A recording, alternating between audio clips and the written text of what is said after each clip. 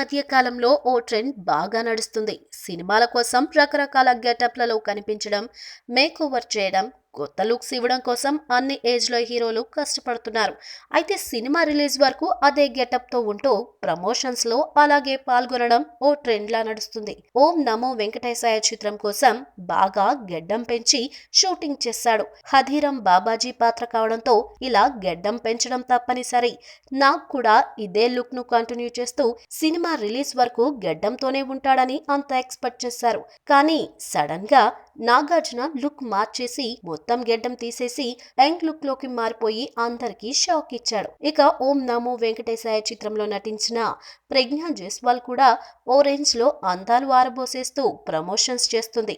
Designer dressing తో నడుంకి అటు ఇటు కట్స్ పెట్టుకుని నాభి సౌందర్యాన్ని, నడుం వంపులను చూపిస్తూ ప్రచారం చేస్తుంది. సెల్ఫీలు తీసుకుంటూ నాగ్ ప్రజ్ఞలో ప్రమోషన్స్ లో చేస్తున్న అల్లరి అంతా ఇంత కాదు. భక్తి చిత్రానికి ఇలా గ్లామర్ కోటింగ్ ఇచ్చి ప్రచారం చేస్తూ ఆశ్చర్యపరుస్తుంది ఓం నమో వెంకటేశాయ టీం.